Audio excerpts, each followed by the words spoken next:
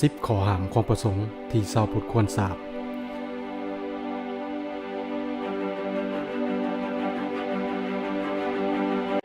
มีข้อห้ามบางประการของพระภิกษุสงฆ์ที่พุทธองค์ทรงบัญญัติไว้ซึ่งเป็นข้อห้ามที่ชาวพุทธในปัจจุบันควรศึกษาเข้าใจอย่างท่องแท้ทั้งนี้เพื่อแสดงถึงความเคารพในพุทธบัญญัติและเพื่อพ้นจากอบายทั้งประสงค์และญาติโยมเสือบ่ว่าค่านิยมของญาติโยมที่ต้องการให้ประสงค์ทำมันผิดถ้าบวกลบคูณหารกันแล้วอาจสิเท่ากับศูนย์ก็ได้ข้อห้าม10ประการของพระภิกษุสงฆ์ที่ชาวพุทธควรทราบ 1. ห้ามปรุงยาแจก 2. ห้ามทำพิธีสะเดาะเคราะห์ต่อชะตาเสริมราศี 3. ห้ามทำน้ำมนต์ 4. ห้ามปลุกเสกเครื่องรางของขลังทุกประเภท 5. ห้ามเป็นหมอดูทุกประเภท 6. ห้ามหับยานพาหนะทุกประเภท 7. ห้ามทำตามคำสั่งของญาติโยมที่ขัดกับธรรมวินัย 8. ห้ามเจิมรถเจิมคน 9. ห้ามเมาประชาชนโดยพิธีกรรมต่างๆที่ผิด 10. ห้ามประกอบพิธีบูชานอกพุทธศาสนาทุกประเภท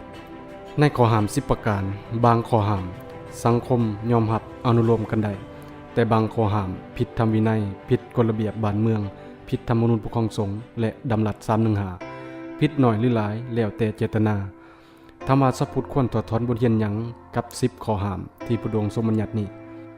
1. ฝนตกน้ำท่วมแผ่นดินไหวเขื่อนแตก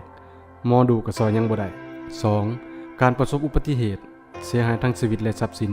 ยันที่เจิมในรถก็ซอยยังบ่ได้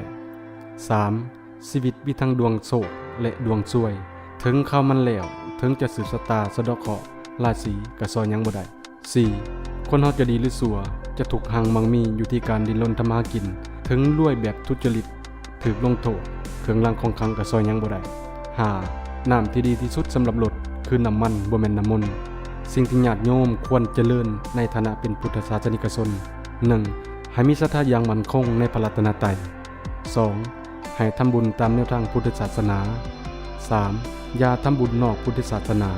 4. ให้เป็นผู้มั่นศึกษาธรรมเพื่อยกระดับปรับปรุงเปลี่ยนแปลงชีวิตให้ดีขึ้น